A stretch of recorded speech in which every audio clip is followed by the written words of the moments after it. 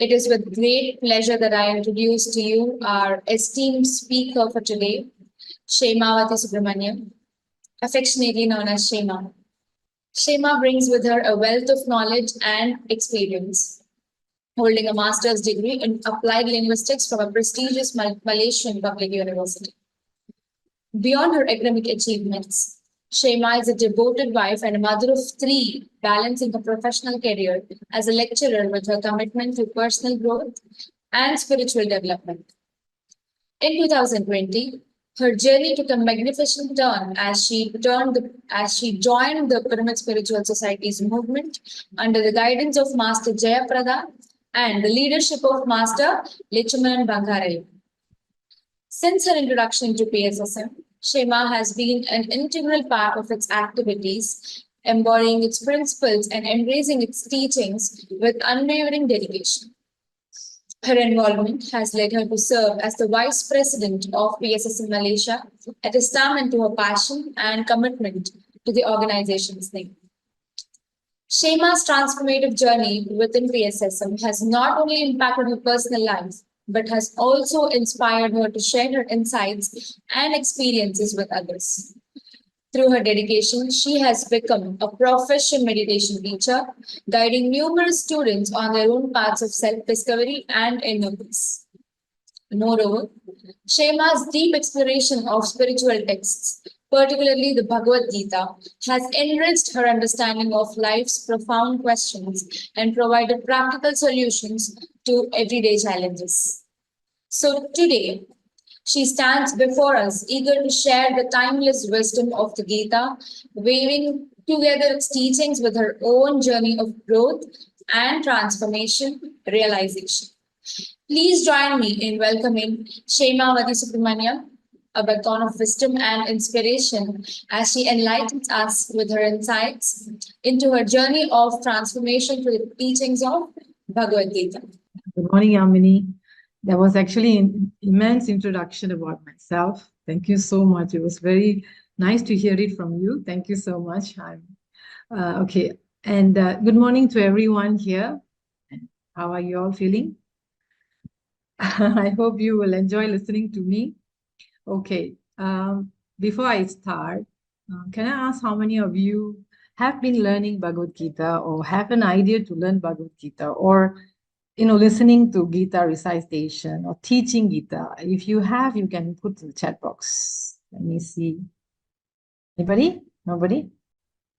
Okay. And any interest to learn Bhagavad Gita? To know more? Yeah. Okay, if you have, you can put in the chat box. Okay. So, because if you have been learning, I just want to ask, in one word, what we can say about Bhagavad Gita? In one word, we can say Bhagavad Gita teaches about that we are soul, not the body. Na jayate na mriyate, mentioned by Patriji. I read this in Patriji's book. The soul nor is created, neither is created, nor it can be destroyed. So it's eternal, right? So when we have this idea of that we are not the body, but the soul, whatever teaching in Bhagavad Gita, we can really absorb it and we can implement in life. And that's how I understand Gita. So when you see yourself as a body, a lot of things that your mind will absorb and put you in a very difficult state to make decisions. But when you think that you are a soul, a lot of things that you can conquer, you can lead your life the way you want in a very blissful way. So basically, that's how I understand. And I'm still learning. I'm still new to Bhagavad Gita. I'm still doing my very best to, know better about Bhagavad Gita. So whatever I have learned from my master Lechumanan, who's the president, none other than the president of PSSM Malaysia, I implemented a few verses in my life, and I saw tremendous transformation within me. And that's why I'm here to share it with you. So I would like to take this opportunity to thank, to show pranams to my Master pranams to our Jagat Guru, Brahmarshi Pitamaha Patriji. Because of him, I'm here today. And of course, my Guru, Master Lachmanan Bangaria. And that's the reason why I'm talking about, he is the reason, the only reason why I'm talking about Bhagavad Gita today. He has imparted whatever he knows about Bhagavad Gita to me, regardless of time, place. He have imparted a lot of knowledge. So, and that's why I'm here today. And also to Master Parinita for giving me this platform to share what I have gained in my life.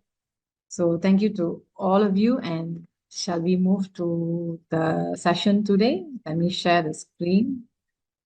So topics that I'm going to touch here, basically more on peace and harmony. All these that I have gained, the experience that I gained in my life. Faith, self-control, desire, anger, fear, work without concern for the result. This is a main essence that I have so far. There are many more to learn, but these are the essence that I have so far encountered and I'm implementing in my life. So the first thing I'm going to start with Shrimad chapter 4, verse 33. Shreyan dravya mayat yajnyach jnana yajnya parantapa sarvam karma kilam partha jnane parisamapyate. So here, Bhagavan Krishna is telling, O Parantapa, Arjuna, sacrifice in the form of knowledge is superior to sacrifice performed with material things. For all actions without exception culminate in knowledge, O Partha. So Jnana Yajna is ultimate.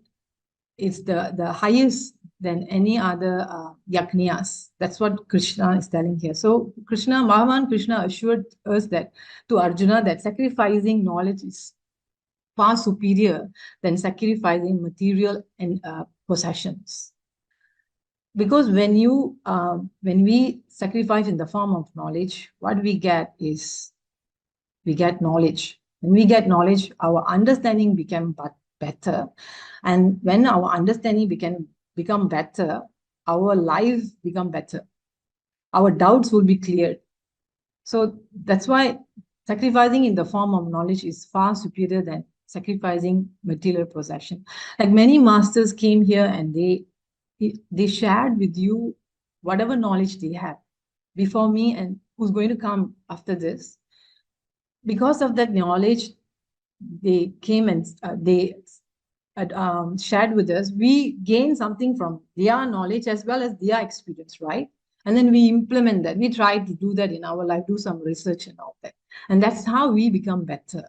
So I would like to dedicate this phrase, sloka, to all the masters who keep sharing their knowledge, spending their time, their quality time, gathering knowledge in their life.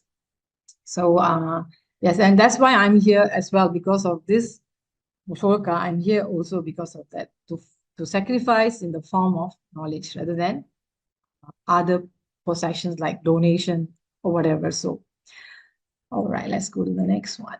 Yes, okay, these are 3 word slokas that I have used in my life. I have researched and I try to implement in my life and try to gain some better knowledge and understanding about life through these verses, and they play important role as well as they have impacted my life in some ways. So all these 3 verses is about cause and effect. One cause leads to one effect, and that effect become cause of another effect. So basically, this all 3 slokas is basically talking about that. Let's see. This is what I have come up with. I follow this in my life. So let's look at when you don't have knowledge, the cause is not having knowledge. It will lead to uncontrolled mind. Meaning you will have desires and you don't know whether this desire is important or not important, because you become extreme. You want more and more and more, like Duryodhana. He want more and more. Is uncontrollable mind. So they want more and more, not enough forever. So desire will lead to disastrous. Trishna is what we say, extreme desire. We can have desire. It's not that Krishna is not telling you not to have desire. You can have desire, but is it uncontrollable? Can you control? Do you know how much you need and how much you don't need? That's how I look at myself. If it's needed, then if it's not. So sometimes desire, if you have extreme desire, uncontrolled mind especially, because you don't have knowledge, we don't have knowledge. So mind is uncontrolled. We jump into a lot of things. And then when the cause of uncontrol leads to no power of concentration, there's no focus in whatever we are doing. So have you seen people who jump from one business to another? They already have a good business or they already have good education, but they like to jump. They like to, pick here and there, not focus in one thing. Yeah, even when you are into a field, let's say, like for me, I like Bhagavad Gita. I'm into focus 100% in Bhagavad Gita. I don't want to get into other things because I can do the best. If I focus in one thing, I can do the best. Once I finish, I'll focus to another. This is how I follow in my life. So power of concentration definitely all this come with meditation. Only through meditation you can have power of concentration. And when this cause of no power of concentration will lead to no peace, because your mind always fluctuates, right? Yes, and there's no peace. You think peace is here, peace is there, but everywhere you go, you find there's no peace. And finally, it will lead to no peace is what the cause that which lead to next effect, no happiness. So everything is interrelated. One cause to another effect. That effect causes the other effect.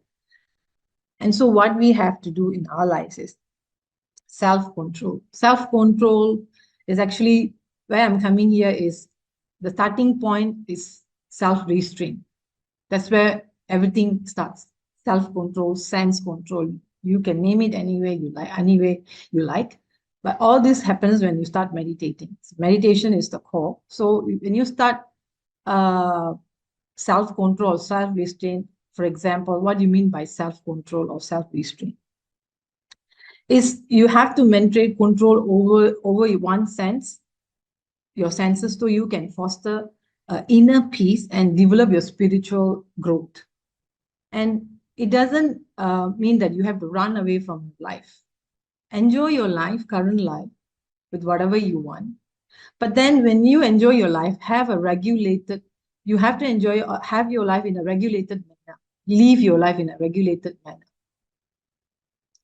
You have to have a rule in reading your life. And that rule and that art of living, you can find in Bhagavad Gita. Lord Krishna has given the secret of how to live a regulate life. And that's what I found. So I started with controlling my senses first. Why senses is very important in controlling? It's because, let's say, okay, talking about eating, sleeping, okay, reproducing or creating, all these need to have control over sense control. What happens if the sense is not controlled? The desire will increase extremely high and ended up in disastrous, as I told you just now. For example, let's take water. Water is actually gives, if let's say water doesn't have a control, when it has a control, it gives the best to humankind. It's very important for the crops. It benefits the crops. But let's say water, it's unlimited. Let's say it doesn't have a control. What happened? Flood. Flood can destroy humans, destroy villages, destroy the crop finally. Same goes to when you sleep too much. Sense control. There's no sense control. Eat too much. Eat unnecessary. Eat what you have to eat, what your body asks, what your body actually needs. So when we have this knowledge, we will control the senses. But if you don't, extensive eating will bring you to all kind of diseases. And when diseases come, when you encounter disease in your body, that's no more peace. There's no more peace in life already.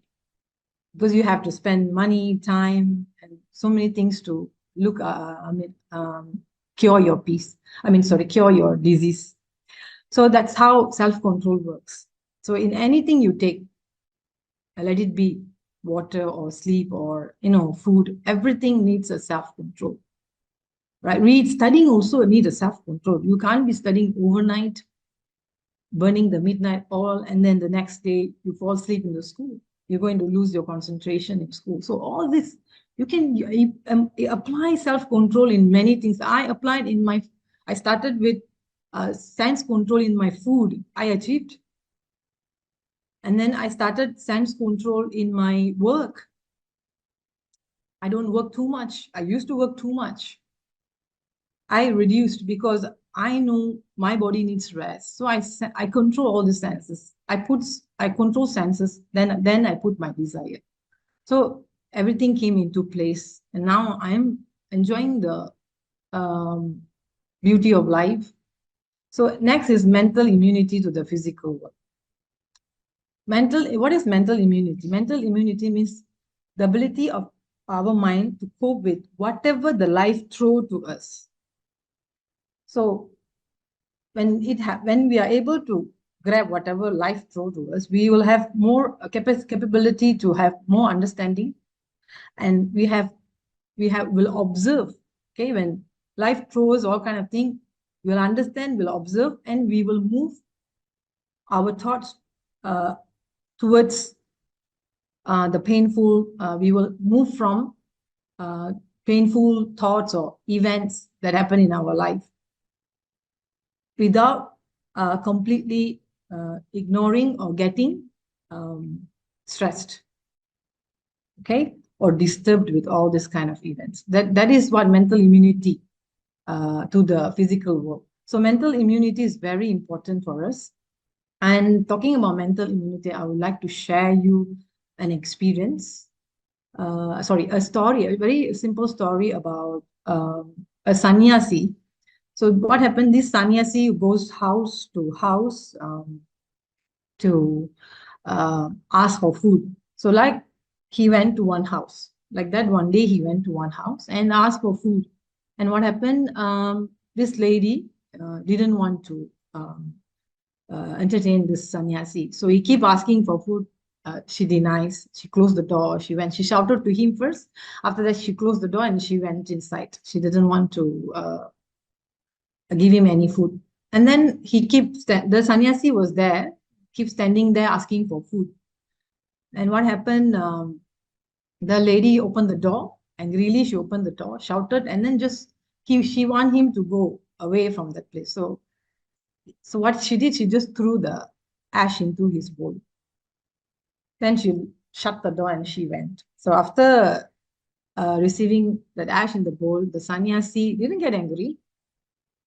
He only told to himself, at least this lady has heart to give the ash. That's how he think. So now she may give ash, later she might give cash. So that's how he thought, right? So that is how we accept, whatever life throws to us. Because in one point of life, we gain, but there are another part where we will lose. There is dark and brightness in our life. Sometimes we are in the dark moment, sometimes we are in the brighter moment. So there are always the two duality in the lives that we have to understand. Then we will learn and we will progress. So then when we have mental immunity, we are able, this is basically acceptance, okay? So we will have peace, right? And what happened? Dissolution of disturbance. Once peace is there, you have all the control, you can terminate all the disturbance in your life. And once you're able to terminate all the disturbance in your life, you will have a clarity in your mind. Then when you have clarity, you have steadiness and stability, because steadiness and stability is very important in making decisions. As a mother, as a teacher, as a manager, you need this steadiness and stability. If you have this, definitely you reach the highest peak here, happiness. it will definitely reach you. You don't even have to think whether I'm, don't have to really put your mind focus in happiness. If you can follow the rest, happiness come in your way. So that's how I follow my life today. So I follow all the steps. And let's look at the next sloka that really impacted my life. Karmajam buddhi yuktahi phalam tyakta manishinaha janma bandham vinirmukta padam gacchantya namayam. So this is actually basically sloka that changes, my life in many ways, where I got my answers for all the misery that happened in my life with this one verse itself in sloka. I came to know this from Master Lakshmanan, president of PSSM. So my life took a very significant turn when I joined PSSM. Prior to that, I actually was basically engulfed in sorrow due to some incident that happened in my life in year 2020. So what happened after the incident, I was completely shut down, meaning I was not able to focus, I was not able to work, I was totally in confusion. And I, much like Arjuna in in the Mahabharata, where he was very confused, right? And he was put in front of his king and kith. He was not able to take decision. He was totally shocked, and he told Lord Krishna, I want to withdraw back. I don't want to fight the battle. The same thing happened to me. So when I was going through this sloka, I understand the same thing was happening to me. So, and what I couldn't comprehend, why things happening to me in this way, and I had a lot of questions. I asked the God, I asked everybody around me. I mean, especially my immediate family, why this is happening to me? No one could give me an answer. And that put me to a point that I find my life is useless. I should not live. And, this kind of thing started to take over. And, my mind started to tell me all this, and I was listening and very down in my life. And I also had immense anger towards people who hurt me. But I did not fight back, is because that is my nature. So and that's where I attended this time. Then I attended Master Lakshmanan's Gita class and come across this chapter, sloka. And that time I was given an opportunity to host the entire Bhagavad Gita class. So I took that opportunity, and I stumbled with this sloka. And in this very sloka, like you can see, for wise men endowed with equanimity, renouncing the fruit of action, and freed from the shackle of birth, attain blissful supreme states. That's what Krishna mentioned. So he beautifully, Lord Krishna explained to us that we have to be detached, okay, to the outcomes. We should not be attached to the outcomes. That's when first I learned about detachment. So I understood that all this misery that I had before is because of my attachment. So who can I blame? I was blaming a lot of people. But when I got to know this sloka, I realized that I am the person to be blamed, not them. And it became clear to me that after learning this sloka, I learned that in the process of looking for happiness, we only meet disappointment. We, like for example, we long for love. What we meet is disappointment. We often find misery because we have set our mind attached to the mind that this is what I want. We envy others, not knowing that every moment we are nearing that. That's what Krishna mentioned, actually explaining in this sloka. And the realization came to me when Master Lakshmanan was explaining this sloka. I had the realization, understand that nobody has ever attained true happiness through materialistic endeavors. So it made me to realize that the path that I was in before was actually worthless. It's pointless. So, and then after that, it prompted me to take a U-turn in my life to the spiritual life. And that's how I'm here today, talking in front of you. So this is why I say this sloka really gave me a clear understanding of the problems that I face. It's basically about attaching to a lot of things. And that's what. Then I started learning detachment. Until today, it's not easy, something easy to be practiced. I know that, I understand, but I try my best. Start from small, little things that I can detach. And now I came to a place where I can detach a lot of things in my life. Like, for example, my daughter, she's 18 years old, and you see, children sometimes obtain good result, sometimes they don't obtain good result. So when they obtain good result, you're very happy. So when happiness is there, you receive it with full heart. But when there is sorrow, let's say she did not obtain good results, what as a mother, usually mothers do is they become very angry, and then they are disappointed or upset. So what I did, I try to detach from results. Detach, I didn't expect. So what I did, I said, as a mother, I said, you can try better. So we can apply all this detachment in our life, in small things like this, in our children's life, in our life, or our relationship with our husbands. We can have some detachment. All right, so that's how I practice detachment. And here I would like to tell another story about this king, King Nahusha. Now, King Nahusha has actually 6 sons, okay? And he wants to give the kingdom, to pass the kingdom to his son Yati, who is the eldest of. And Yati rejected, he refused to accept, to take the place as a king, because he said, according to Yati, he said, if he takes the place as a king, he cannot be serious in self-realization. So he is looking forward for self-realization, not the throne whatsoever. And then the king Nahusha got very angry. So he went to king, the brother, the younger brother, Yayati. King Yayati, Yayati is actually, has a lot of desire, and he loves to enjoy life to the fullest. He have many wives and mistresses, okay? And he's quite weak when it comes to women. So one day he got cursed by his father-in-law, one of his father-in-law.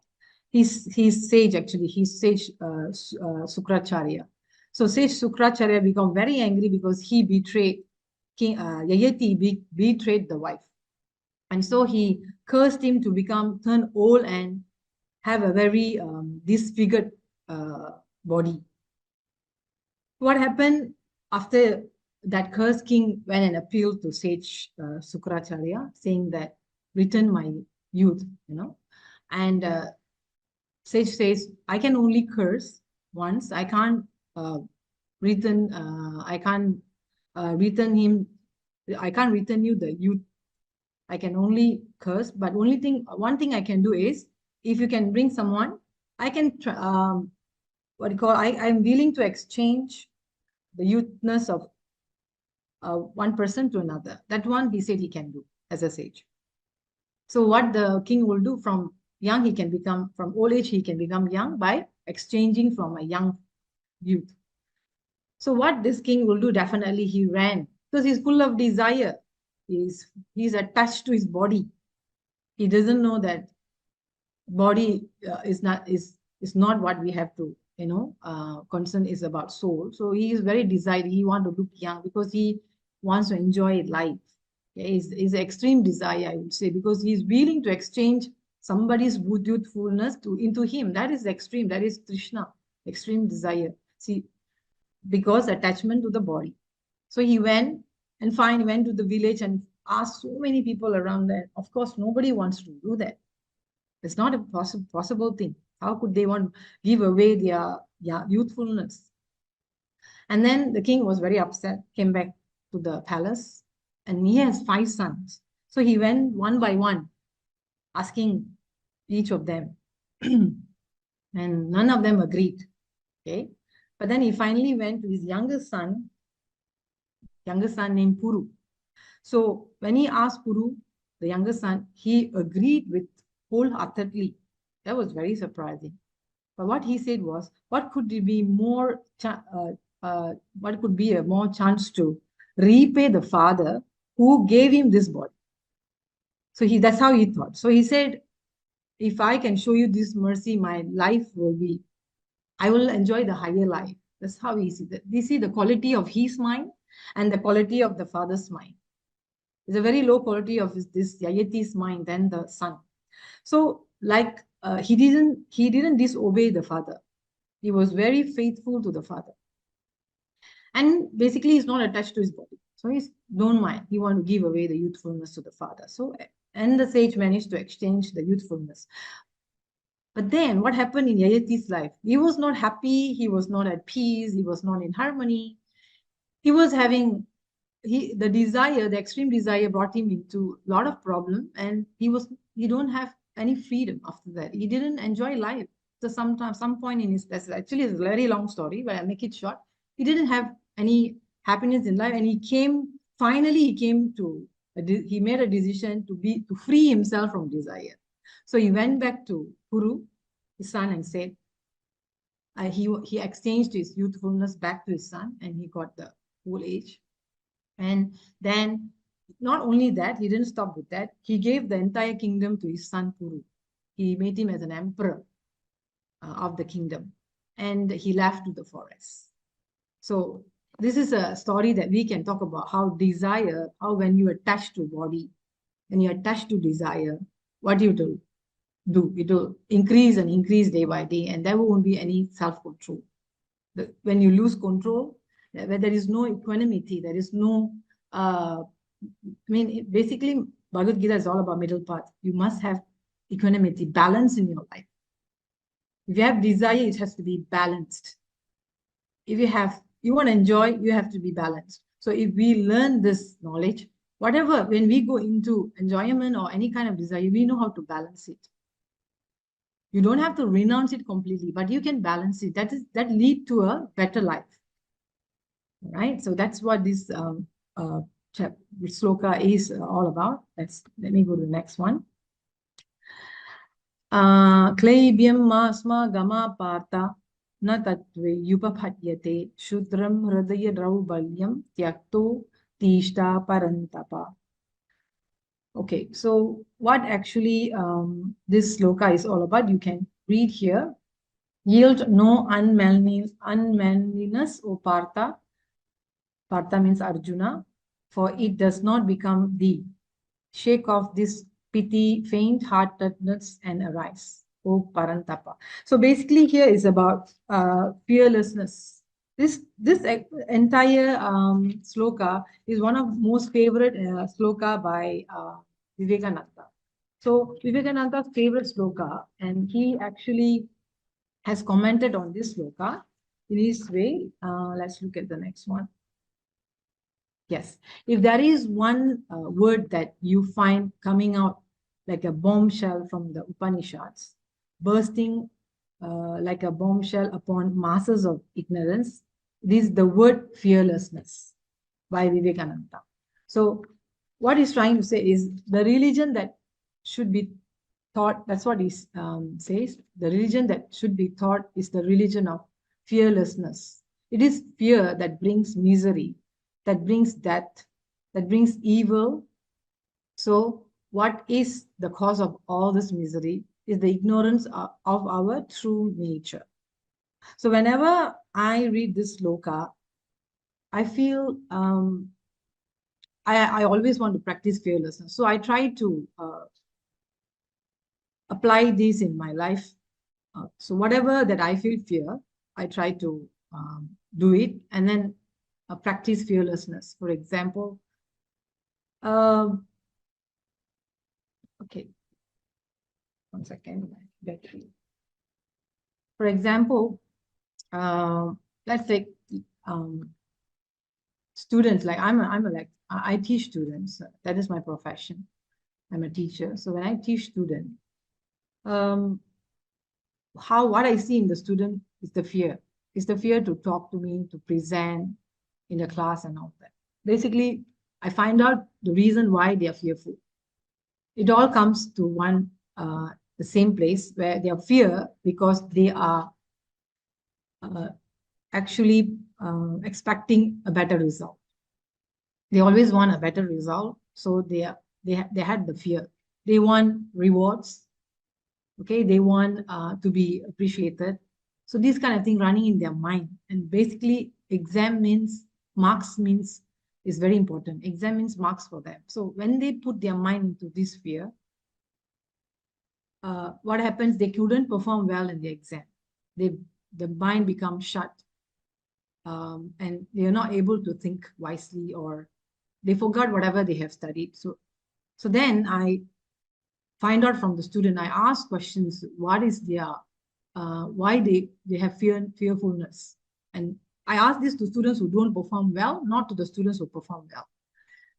So when I interview them, I found out most of them, the cause is because fearfulness.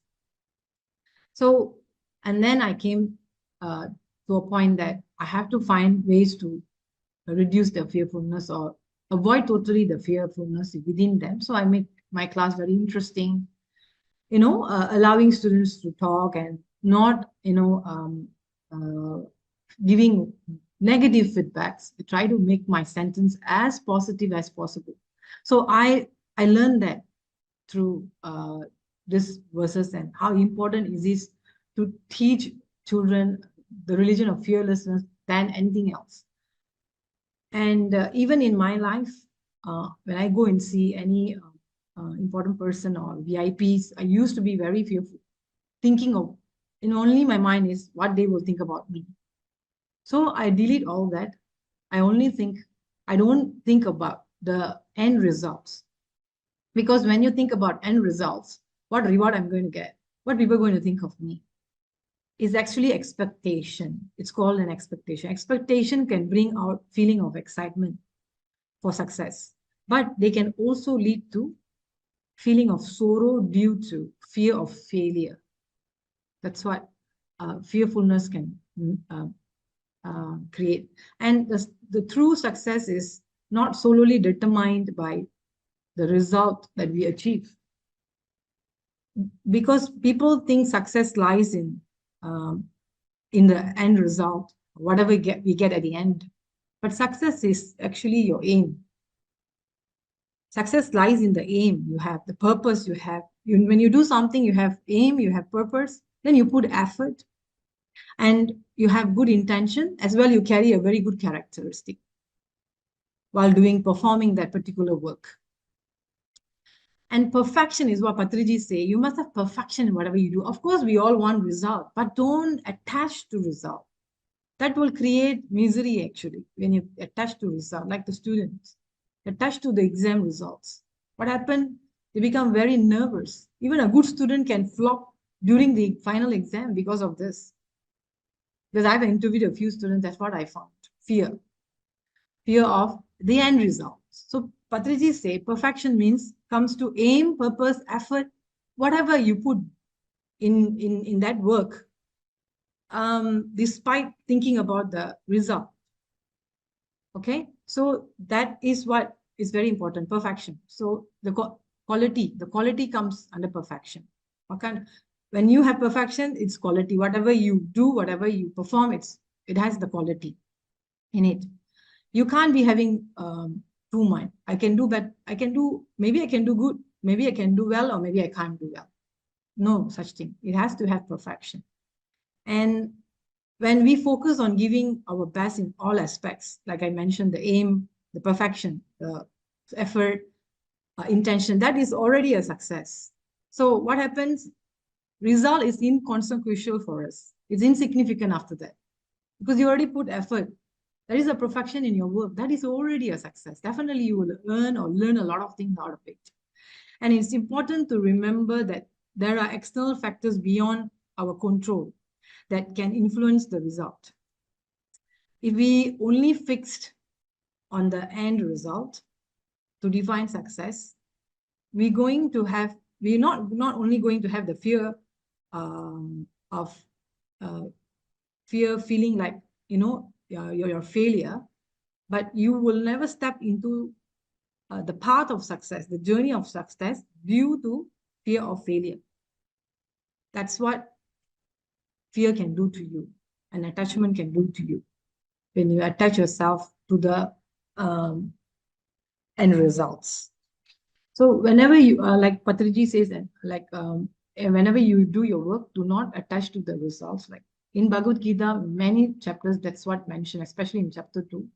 Bhagavan Krishna mentioned about this most of the time, saying, like, for example, so what I did when I came to know this, I ventured into a few business. I joined some of my friends and ventured into a business.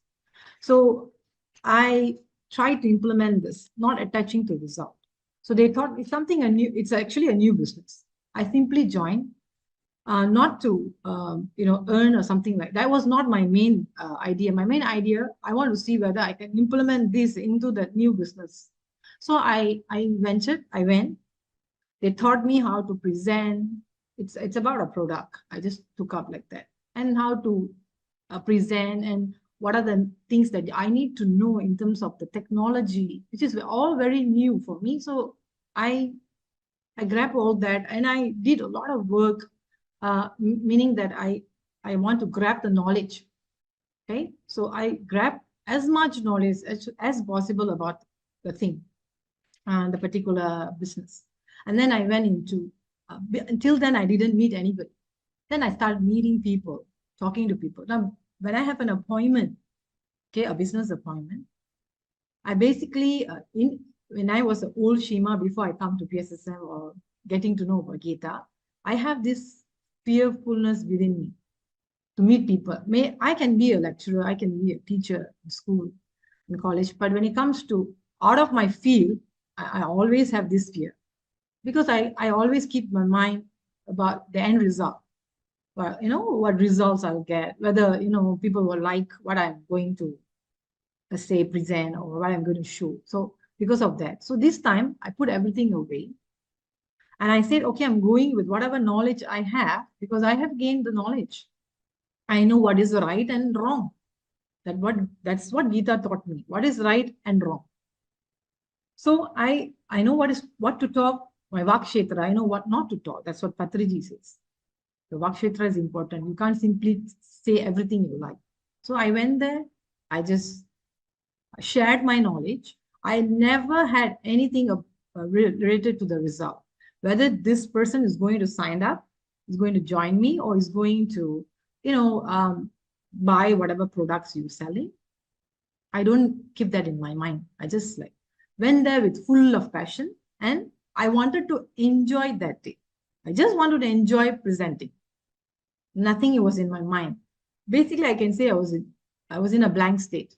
So I went and explained to that person, the customer, and then that's how I started. And every customer, to my surprise, every customer that I present, never, they didn't go back without signing.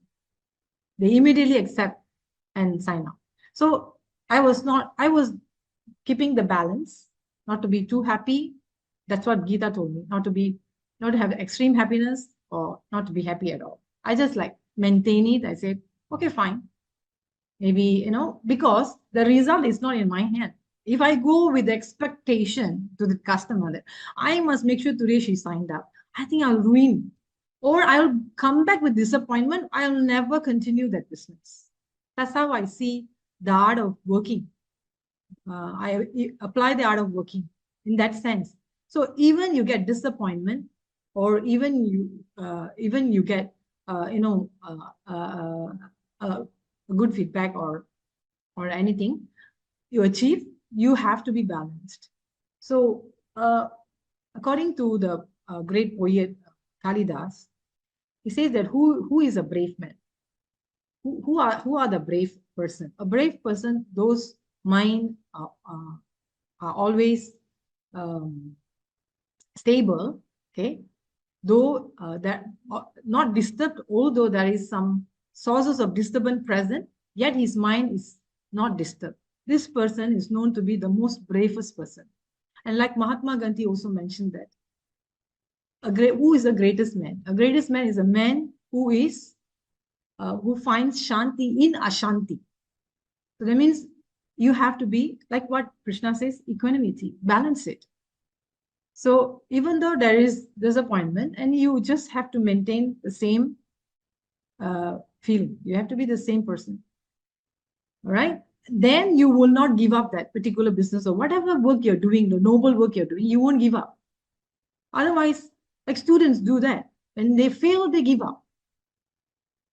All right, so because the fear of failure. So fear of failure bring you to the next level that you won't even step into the journey, right? As I told you.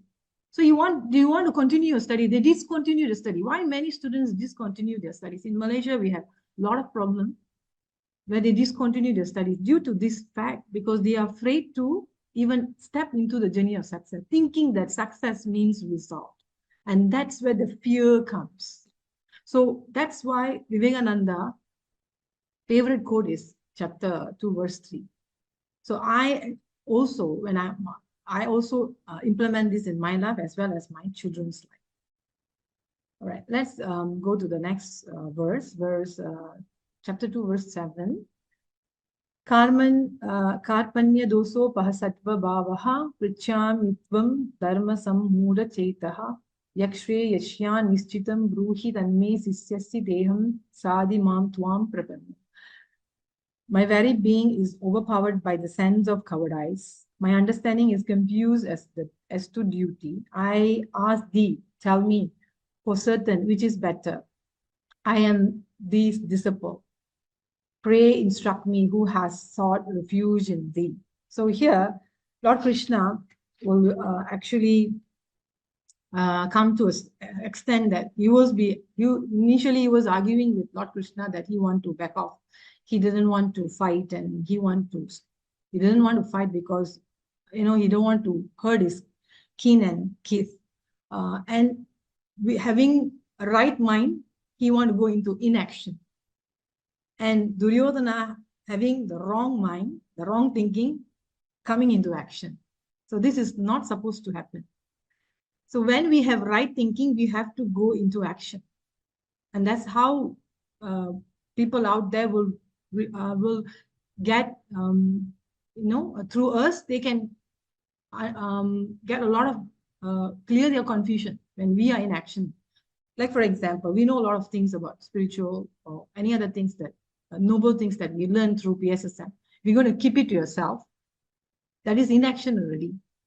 You have to come out and go into action. Share it with people that you know. That's why Patriji always say, it's not enough only, meditation is not only enough. You have to read books.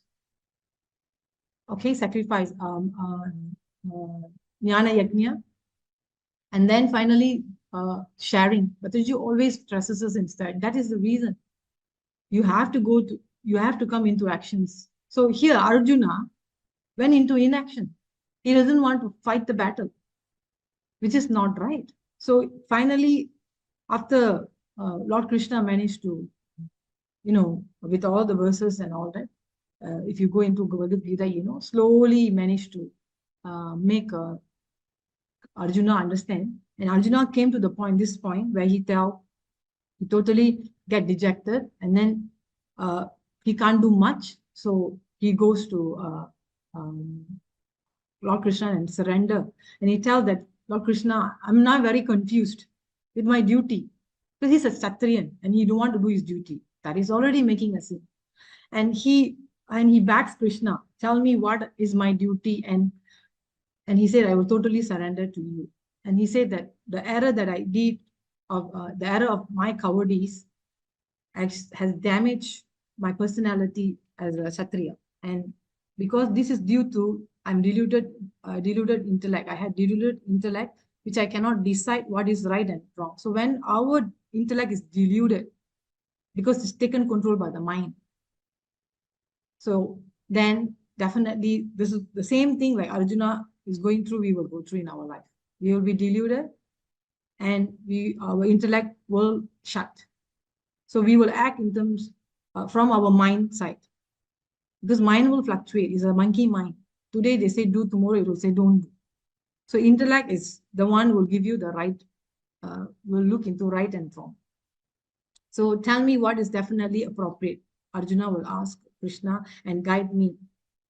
So he said, I'm surrendered to you. I'm your refuge, under your refuge, and things like that. So from here, I learned about non-expectation and more acceptance.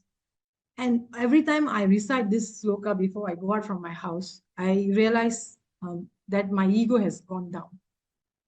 Every time when there is a problem, I always recite this to to remind myself, all right, that I should surrender, and by surrendering, I'm having the faith on the God.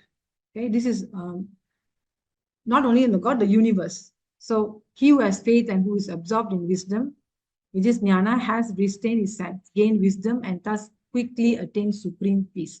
So, so here we attain faith by when we have faith in ourselves. First thing, we have to have faith in ourselves.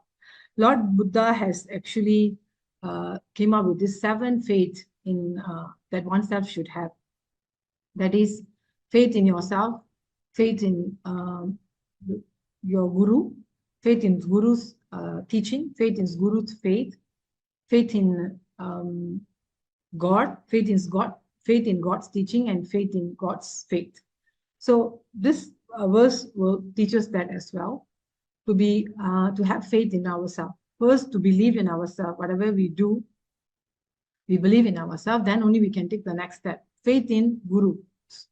So like Patriji, we have faith in Patriji. So we listen to Patriji. Whatever Patriji thought, we listen and we try to implement. We try to do research, and we find out ways to come out from our delusion or whatever, our problems. So we had faith in his teaching, following his 18 principles, faith in his faith, whatever he believed. Like say, for me, Patriji always mentioned about Bhagavad Gita. So I went into Bhagavad Gita. Like my master always talk about Bhagavad Gita. He always say that if you learn Bhagavad Gita, there are so many things that you can realize. So he had faith so much on Bhagavad Gita. So I had the same faith. And he has faith so much in Patriji, so I followed. I had the same faith in Patriji. And faith in God. So the universe. I look at God as a universe. So when I go out, I recite these slokas to tell myself that I have faith. So whatever I'm doing, I believe I can do it. And then I let it go. Okay? I don't think about it too much or get myself confused with that particular thing. So in that way, when I surrender, or I have the faith, I will surrender. The moment I surrender, I feel so relieved, and many of my work-related, business-related things has achieved, not in a bigger scale, but at least I achieved. And that is always a progress. So faith is one of the most important things that everyone everyone in the world should have. Because if there is no faith between husband and wife, just think about the relationship. It's going to be a mess. When there is no faith on your teacher, you won't have confidence of the teacher. You will not listen to the teacher. When the mother don't have faith on the daughter, she always have a doubt on the daughter.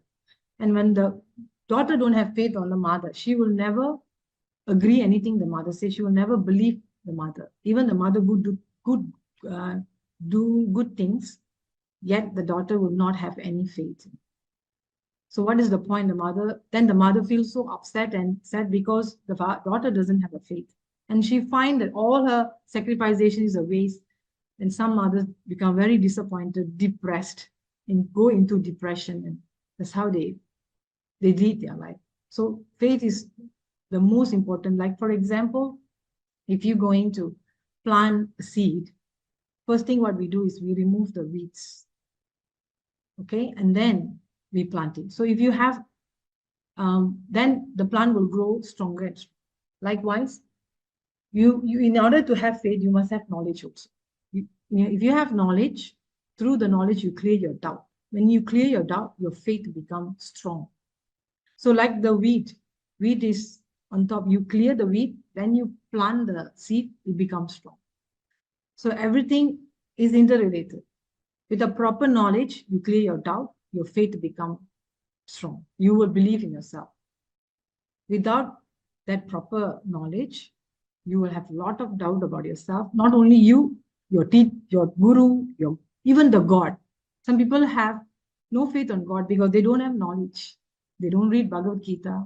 They don't do research. They don't find out what actually Lord Krishna is telling you. If they find out all that with this knowledge, they will have faith in Bhagavad Gita. They will have faith in the teachings of Krishna. So that's how this verse will have implemented in my life. And that's how I started going deeper and deeper into Gita, because every day my confidence increases. My belief system increases in many things that I do. And that's how, Bhagavad Gita, I said, in my life has played, give me a lot of, I have transformed a lot by learning Bhagavad Gita in my life. So these are some of the resources that you can read and get to know more about Bhagavad Gita. Like I have here Patriji's book, Bhagavad Gita. I think this is a new one in English. We have in Tamil, the red one is in Tamil. So this is Patriji came out with this book, Bhagavad Gita. And there are selective verses given by Patriji, which is very important in our life. So by reading this book itself, you will have a lot of clarity. And then, and then slowly everything will come into place. Then Patriji's answer. It's a very beautiful book. That's a lot of things Patriji discussed. There are so many topics, including Bhagavad Gita, but Patriji's side will quote many things on Bhagavad Gita when he explains about meditation, about, breath, awareness, and all this. He will always quote Bhagavad Gita. So that way we can understand Bhagavad Gita in a better way. And Gita for Success in Modern Life, given to me by my master guru, Master Lechmanan. And here as well, you can find out how you can implement Bhagavad Gita into your ordinary life. Okay, and then Krishna, the Supreme Personality of Godhead, and the Science of Self-Realization is a wonderful book that I have. It talks about the process of self-realization, many things about self-realization, the science beyond it is basically is important. Even if you want to achieve in your life, yoga is the most important thing in order. Patriji say is most important in your life, because you can be a yogi as well as involving yourself in engaging yourself in work or business. So if you are an engineer, if you're a yogi and an engineer, you will be a best engineer. Okay, and if you're a mother as well as a yogi, you will be the best yogi, because that is the self-realization. And if you're a teacher, you're a yogi, you will actually achieve a lot in your work as a teacher. And that's what I learned from all these resources.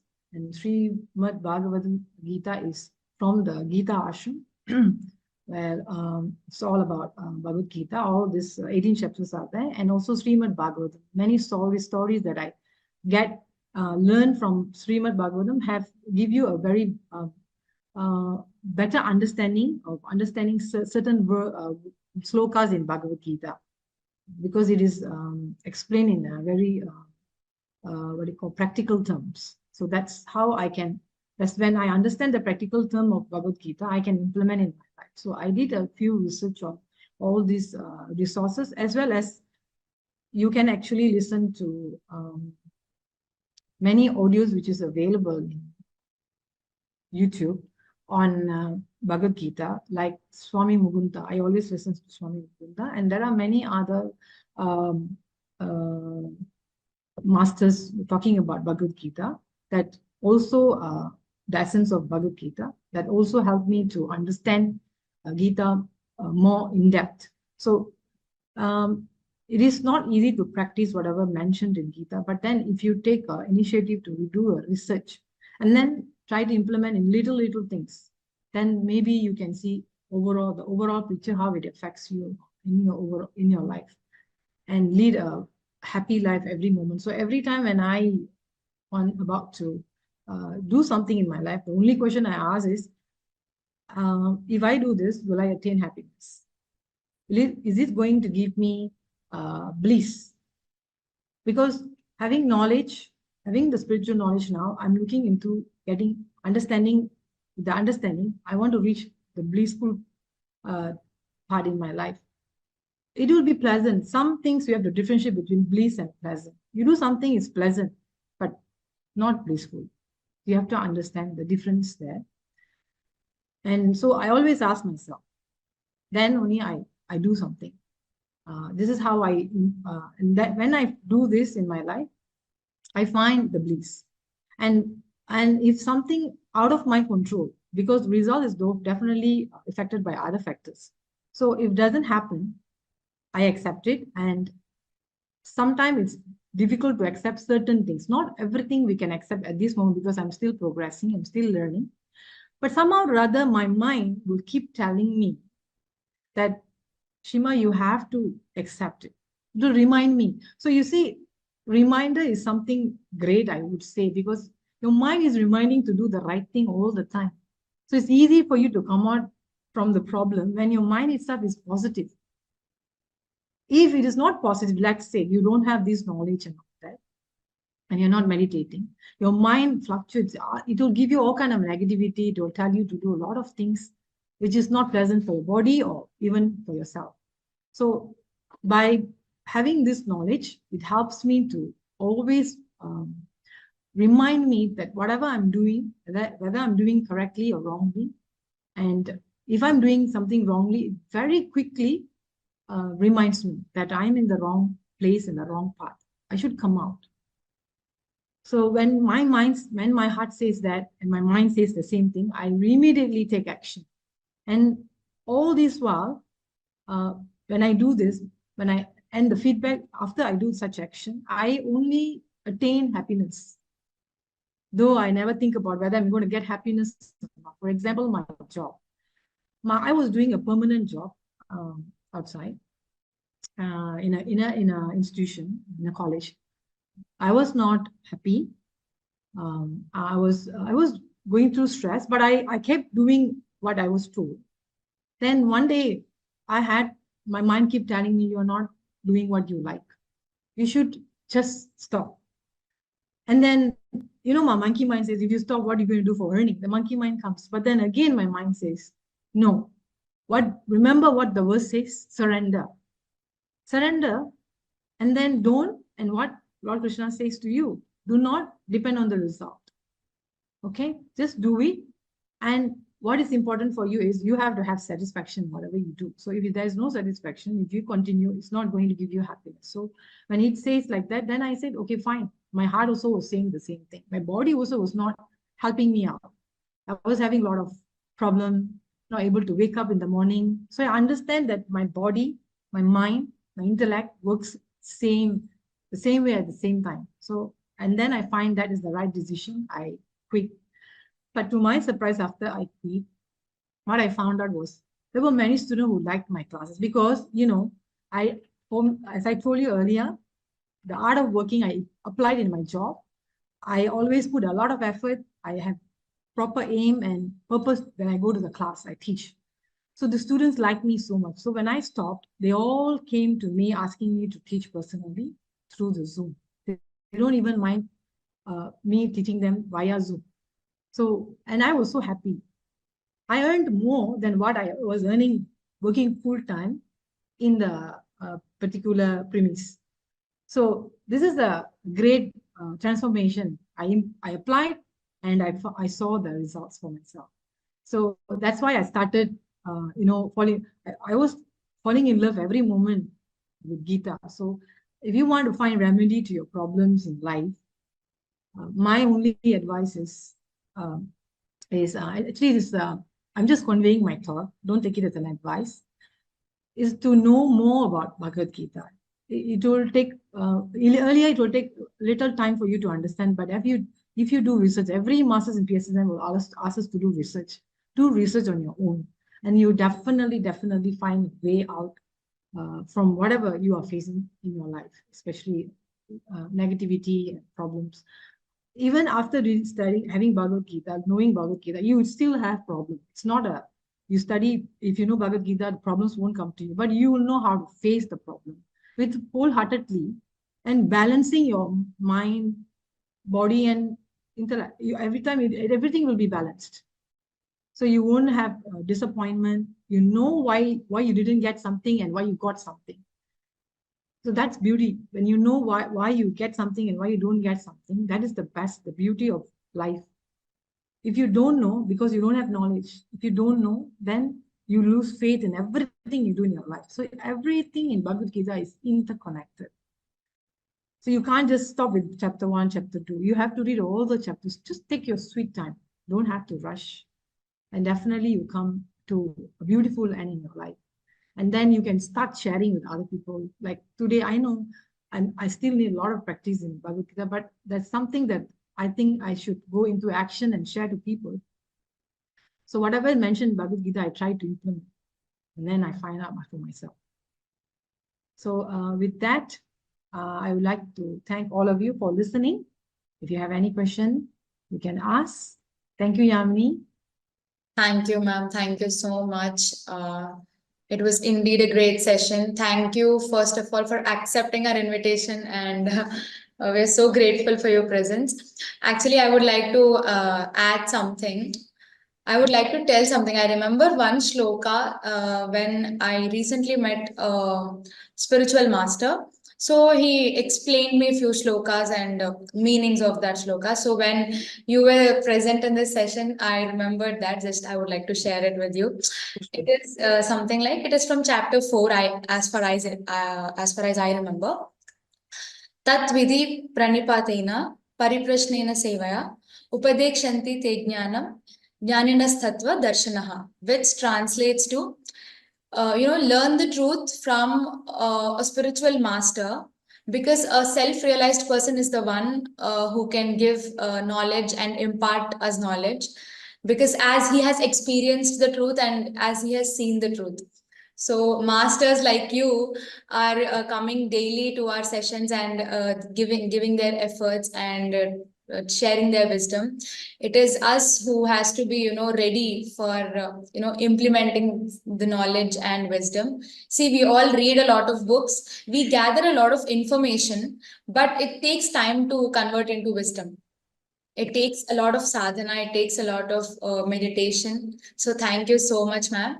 Master, thank you so much for the session today. It was really interesting for me because I have never read Bhagavad Gita, even though, when I was going to school in India, I had to study for, just school purposes, but I really didn't know the meaning of whatever I was, reading. But now I got the Patriji's book. I never opened that book. I was reading other books, like I'm just reading autobiography of Yogi. So I was thinking probably after this, I wanted to read that. I tried reading, but I was not able to understand, what was the exact verse. And I feel like people all often misunderstand what's exactly the meaning of Bhagavad Gita. Like, I mean, I feel like in my family, I can say, right, like they have some other explanation for Bhagavad Gita, but it's something else, and it's not the exact meaning of what Patriji has written. So for me, it was like, oh my God, they taught me completely wrong, and it's not the exact way that is, that's supposed to mean or something. I'm not referring to a particular sloka, but like in general. But your class session today, I was just trying to understand, and I feel like after meditation, if I hear somebody speaking, I can like get into my deep core. And I feel like, because of your stories and examples and your real life experiences with some, like beautiful stories that you shared from the history, that was really interesting to me. and it was really like relaxing to me, to hear all that. So thank you so much for the session. It's my first day today, and I was like, wow, this is really cool. Thank you so much, both of you, for organizing, and then thanks for being here. Thank you. Thank you so much, Srimati. I feel so glad that you have, take it to this extent that you can really indulge in listening to Bhagavad Gita. So that I feel so good and I feel satisfied. And when I leave this session today, I feel the fullest. The happiness will be full. I can enjoy the happiness to the fullest because your feedback is so important for me. Thank you so much, Srimati. Okay, let me thank Master Yamini for hosting this program. And yeah, I see Master Vinay here on the platform too. Thank you, sir, for taking care of me in Kartal. You're always with me in Kartal. So today, Master Shema's sharing was wonderful. A great sharing for all of you actually on Bhagavad Gita. So at least she brought some awareness to the members of this platform. And through the videos you're going to share in the YouTubes, that will bring further awareness about the Bhagavad Gita. And also Master Yamini was just talking about the Tat Vidhi Pratipatena Pratipasnena Sevaya. So very good on that. And Master Shema started with the very famous sloka of Shreyan Dravya Mayad Yajna Jnana Yajna Parantapa. So all of us are more superior to the people who are doing material sacrifices. The particular sloka says, we are those people who are sharing the Bhagavad Gita or whatever knowledge to uplift the Atma of another person. It's called Jnana Yajna. So Jnana Yajna is always stand topmost compared to any other sacrifices you make in your life. And then Mother Shema was also talking about what you call moderation in life. Basically, the Bhagavad Gita is the art of living. We all, although how much we have advanced in life, the thing, sorrow and unhappiness always there. So Bhagavad Gita to tell us how to overcome all this through basically the art of living. And the first thing is called moderation in life. Don't do any extreme things. We can enjoy everything, but don't go to the extremes. Everything should be so avoid extremism. Then again, she spoke about self-control. Then the nishkama karma. All these things she covered. Finally, she talked about faith in God, faith in Guru, faith in scriptures, faith in the Guru's teachings. All this she covered. So very well present. My hearty congratulations to Master Shema on this particular occasion. She really covered a lot of slokas actually. Within the 1 hour she was given. Very, very, very good. And I think again once more, let me thank. Basically, all this Bhagavad Gita is the art of living. Then she also talked about the fear factor. This fear factor is in all of us. At any point of time, we have the fear. So this is the thing we have to remove in our life. Fear must remove for us to forge forward. So thank you, Master Yamini. I take the opportunity to thank Master Vinay who was really took care of me when I was in Kartal. So to all those like Srimati Kannan also was touring her sharing. Good, nice to see all new faces. Maybe 1 minute. I think Master Vinay, I told you that we are organizing the international conference here, and those people all on this platform, please do come to Malaysia. Master Shema is the organizing chairman of this particular conference, so you can liaise with her also or liaise with me. Please do come to Malaysia in end of November, 29, 30th November and 1st December. So I'm not going to take much of your time. So again, thank you for hosting Master Shema today. Thank you, thank you, thank you. Thank you, sir. Thank you so much. Thank you so much, Master Lakshmanan. I'm just 5% of Master Lakshmanan when it comes to Bhagavad Gita. No, don't underrate It's yourself. 95%. So thank you so much for imparting all this knowledge. All this came from you. I shared a lot of things that you taught me today. Yeah, my biggest resources in Gita is Master Lakshmanan.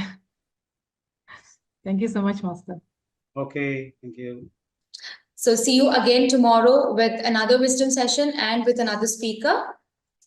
Do not forget to like, share, subscribe to PMC English. Thank you.